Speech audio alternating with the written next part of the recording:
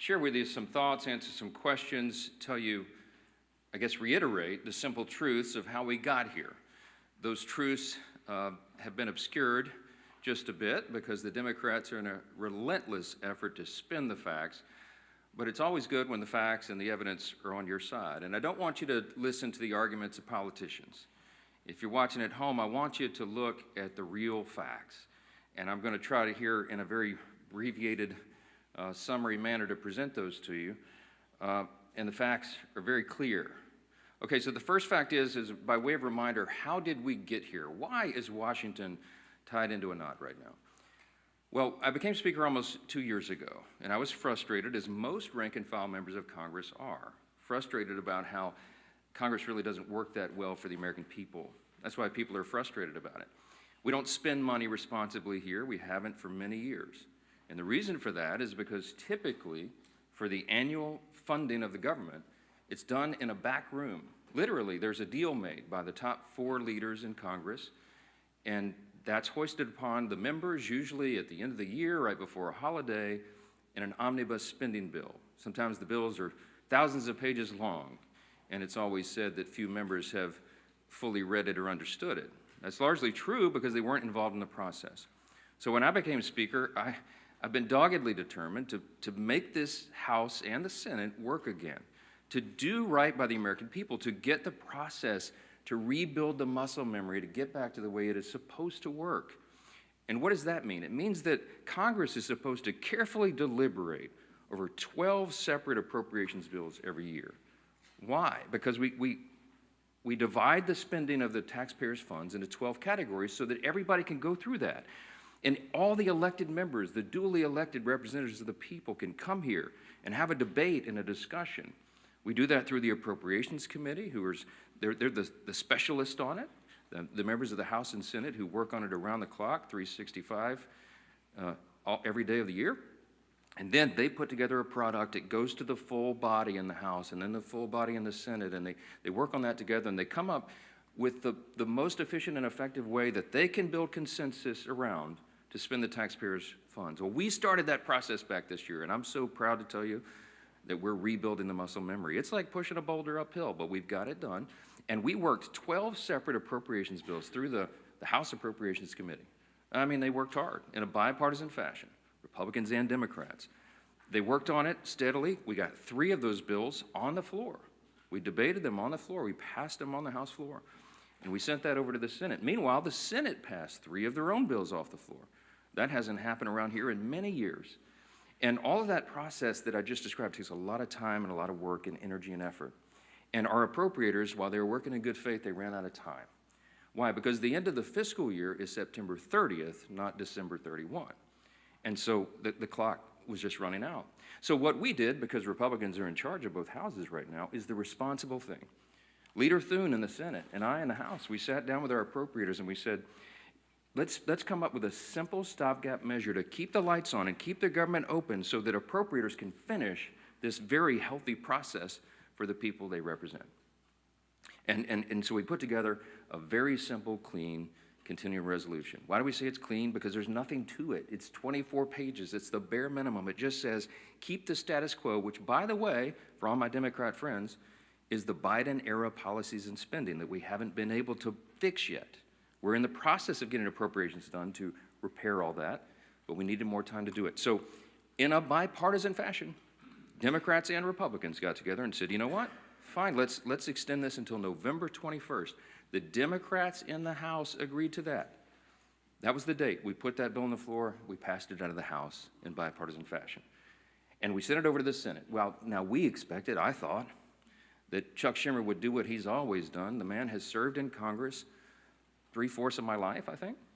And he has given impassioned speeches over the year, most recently in March of this year, that you have to fund continuing resolutions. You can't shut the government down because it's irresponsible and painful for the American people. He was right in March. He is not right today, which leads me to fact number 2. Fact number 1 was how we got here. Fact number 2 is why are we in this mess? Why did Chuck Schumer change his tune, and why is he now saying exactly the opposite of what he said 6 months ago?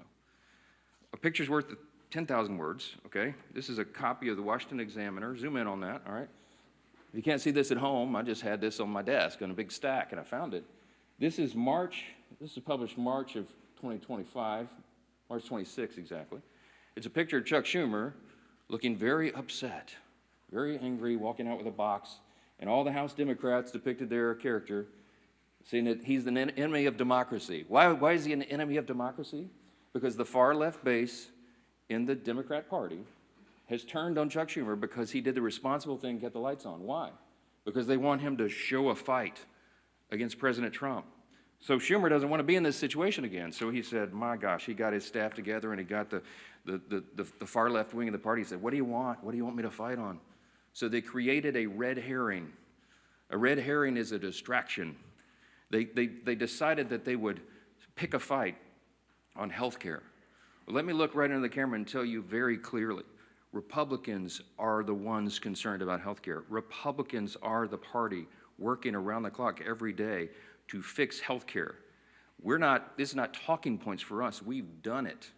A big part of the One Big Beautiful Bill, the Working Families Tax Cut, was to fix health care. Health care is broken in America. It's too expensive. The quality of care needs to rise. We need more access for more people, and we have lots of ideas to do that. But that issue is for debate in the next 3 months. It always was. We have members working on that. The tax credit, the subsidy you've heard about that expires December 31st, there's a lot of thoughtful debate and discussion that has already been going on about that and will go on about that. But that's a December 31 issue. So Chuck Schumer is scrambling. He has to have an issue. None of their policies are very popular. So they decided to lob onto health care, and he decided to claim to all of you that that is the issue with government funding. It is not. Those are two totally separate things. The clean continuing resolution would simply keep the lights on so that the members in the House and Senate can have those debates on health care. We were always planning, and we have lots of ideas on the table on how to fix it, but we don't yet have consensus on it because it's very complicated. We have time to do it. The month of October is a critically important time for us to get the House and Senate working on that very issue. But they're delaying it because they needed a red herring. So in his desperation, we get to fact number 3. In his desperation, they decided to create the red herring. They decided to claim that this is all about health care, which the September funding issue never was. That's a December policy issue. He tried to create it as a September funding issue. And in his desperation, they hastily filed an outrageous counter-proposal. It is a wild wish list of big government liberal nonsense that we can't do. Their priorities that they crammed into this. Now remember, a simple 7-week stopgap funding measure, the CR, that we passed out of the House in bipartisan fashion was sent over. And Chuck Schumer filed a counter-proposal. Now this is his words, not mine. These are not Republican talking points. These are the facts. 2 exhibits real quick, as I've shown you before. This is page 57, an excerpt of his bill, section 2141, where you see that right there that they want to repeal the health subtitle of the Big Beautiful Bill. The One Big Beautiful Bill, the Republicans got signed into law July 4th. The Working Families Tax Cut, we're so proud of that because it has so many amazing things for all the American people, a marquee piece of legislation. But among the most important were the reforms that we did to health care. Why? Because Medicaid, for example, is broken. Medicaid doesn't work well. It's underfunded, and it was full of fraud, waste, and abuse. And we took our opportunity to fix that, and we did. So what did we do? We went into Medicaid, and we said, we got to stop the waste and abuse. We got to make sure that illegal aliens are not on Medicaid. Medicaid is intended for U.S. citizens only, not illegals who break our law and come over the border. And we've got to make sure that young, able-bodied men who do not have dependents are working and not riding the wagon. Work is good for individuals. It's good for the communities they live in. It's good for their own well-being and for the people around them. And so we said, don't sit on your couch and play video games. By the way, also not a talking point. There was an AEI study, I think one of the organizations that polled this, and most of these young men who are not working are sitting around literally playing video games. Get back to work. So we put that in the law. And the big thing was making sure that an estimated 1.4 million illegal aliens are no longer riding that wagon either. Why? Because Medicaid had to be strengthened. Medicaid is intended for the elderly, the disabled, and young pregnant women, as I use an example, who are in difficult situations. They need the resources desperately, but the resources are being drained by people who were never intended to be there. And so Republicans got busy and fixed it. We put it in the big, beautiful bill. So, back to fact number 3, I guess I'm still on. Chuck Schumer files a counterproposal and says, we want to reverse all that. Well, among the effects, among the things that he would reverse, is putting illegal aliens back on the program. Don't take my word for it. Look at the evidence. Over here at Exhibit B. This is the list of the actual provisions that would be reversed if Chuck Schumer's language was voted on and passed. Among those, it would end, see, these are the provisions, the Working Families Tax Cut Act, these are the provisions of our bill that did each of these things. We ended Medicaid funding for most non-citizens. They would reverse that, and it would cost American taxpayers, hardworking Americans, an estimated $6.2 billion. And you see, you just go down the list. The California loophole, you know what they did in California? Gavin Newsom and the team out in California?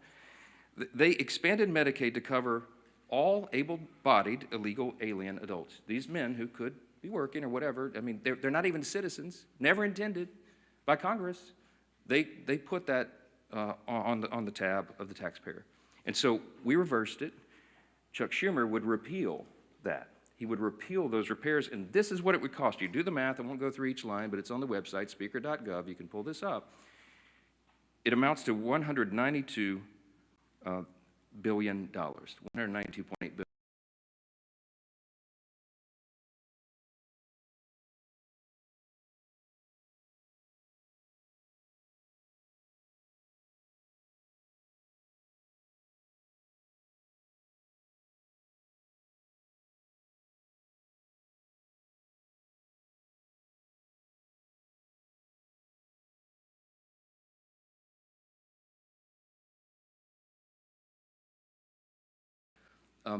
It was stolen, fraud, waste, and abuse, rife throughout the programs, and we fixed it, and they want to reverse that.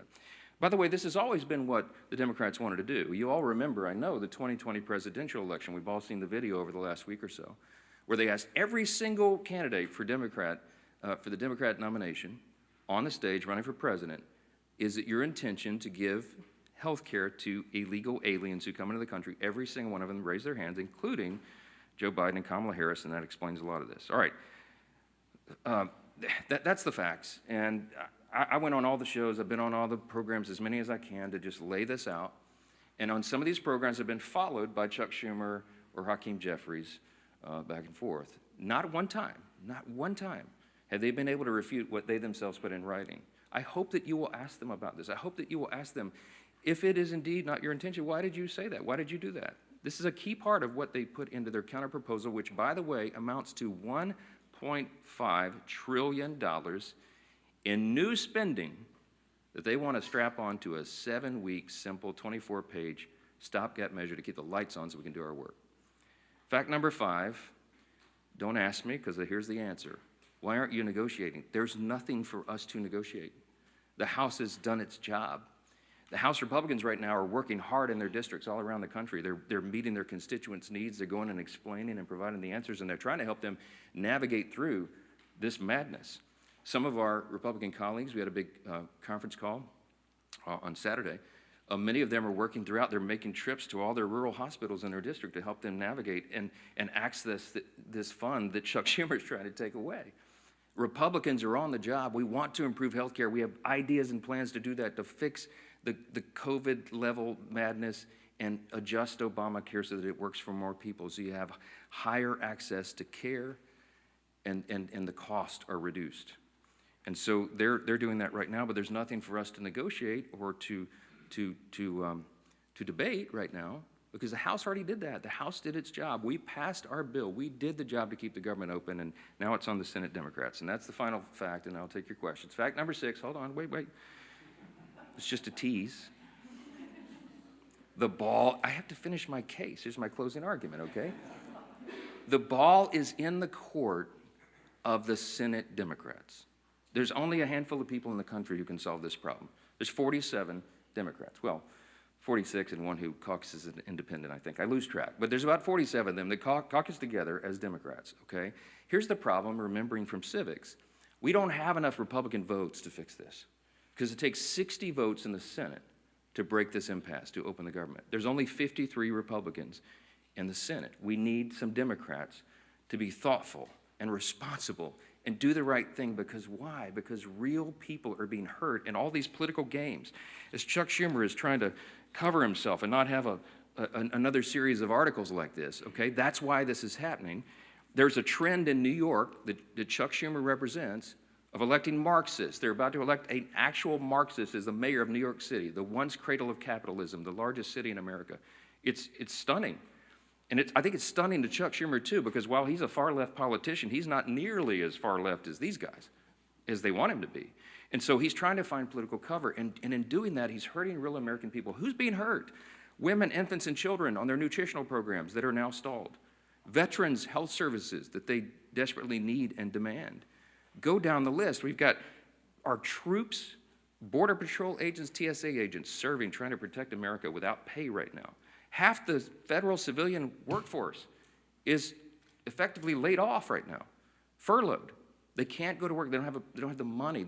Chuck Schumer, for political cover, decided to turn off the funds, and real people are getting hurt. FEMA services. I keep saying this because I live in a hurricane state. We're in the middle of hurricane season, and flood insurance policies cannot be renewed or purchased right now because Chuck Schumer's playing political games. This is real pain for real people. I can go on. There are articles written in the last 2 days. Some of your outlets wrote about low-income Medicaid or Medicare recipients, for example, who have been able to receive health care at home because we expanded that through telehealth and all that. All that is shut down. Yet people with autoimmune deficiencies who are also disabled, they cannot go visit the doctor's office. So thankfully, mercifully, they've been able to be treated at home. But all that just stopped. So people are canceling their health appointments with their physicians that is vitally important for them to stay alive, because Democrats over here are playing games. We have one plea and one plea alone. We need a handful of Democrats to stop the madness, reopen the government, so that we can get to these critical debates about the year-end policy decisions with regard to the further reforms to health care. Plain and simple, that's where we are. That's the facts, and everybody can draw their own conclusions. Don't listen to the words of politicians. Look at the actual evidence and the facts, and I think the case is very clear. Yes, sir, because you're standing up. Go ahead. Jeffrey just challenged you to debate on the House floor today. Do you see yourself debating him, or would you be when the poll says that about 13% of the people approve of your messaging, then you make desperate pleas for attention, and that's what Hakeem Jeffries has done. Look, my friend Hakeem had his shot. We debated all this on the House floor, as you know, before we passed our bill. He spoke for 7 or 8 minutes. He had all of his colleagues lined up. They gave it their best shot, and they argued, and they stomped their feet and screamed at us and all that. And still, we passed the bill in bipartisan fashion and sent it over to the Senate. The House has done its job. I'm not going to let Hakeem try to pretend for these theatrics. I mean, this is a Chuck Schumer decision. The ball is in the Senate's court now. The House has done this. We don't need to waste time on that nonsense. Those debates have been had. Hakeem is a friend and a colleague. I respect him, but we all know what he's trying to do there. Yes, sir. I'm anxious to get my folks back. And look, I want to bring the House back into session and get back to work, but we can't do it till they turn the lights back on. We need Chuck Schumer to reopen the government, and as soon as he does that, we'll bring everybody back here. Yes, back row. Yes, sir. Why not call the House back into session? Because with respect to what you said at the start about the importance of passing funding bills, there are still 9 funding bills to pass in the House. Yeah, well, we've passed them through the House committee. They're out of committee, and we'll get them on the floor. And the appropriators have been working, and they are working as we speak, on trying to figure out which packages of bills we can move to the floor next. And there's some really good discussion that's been had. I myself have spoken to Democrat appropriators on the other side about these things and our commitments to move that and do it. I'll tell you, this is not some sort of confidential thing. I had I think a fruitful discussion with Senator Patty Murray about 2 days ago, a day or so ago. And I told her it is my full intention that if we break this impasse and we put these bills together, we have 3 of them in conference committee right now. Whatever the conference committee comes up with, I will put on the floor. I'm ready to go. But we've got to open government up so that they can move to that next level, so that conference committee can get that work done. That is small d democracy at its best. You get R's and D's, everybody in the room, and they hash it out, and whatever that final product is, we will move through the process. So we need to reopen government to do that. Yes, sir. Mr. Speaker, I know your contention is that the ACA subsidies don't end until the end of this calendar year. Do you disagree with the Democrats' position that these insurance companies are setting their premium rates now, and that people are going to have to make open enrollment decisions in the very near future? Yeah, yeah. Have this discussion now? Yeah, they've been saying that some of the insurance companies will be sending out notices in early November. The last time I checked, it's October 6th. We have the entire month of October. We'll stay here around the clock to work through all these things, but we have to get government open again to do it. They're trying to obscure the issue. We are talking about a simple funding measure that the Democrats themselves have voted on over and over and over. Chuck Schumer, they voted on it 13 times during the Biden administration. This is the exact same thing that was on the floor in March when Chuck Schumer, I should have brought his video and let him give you the speech of why it was so important to pass it. Nothing has changed except the politics. So that's a political issue that they're trying to make out of it. Yes, ma'am. Mr. Johnson, thank you. You mentioned that there is no negotiation to be had, but you also acknowledge that funding the government has to be bipartisan.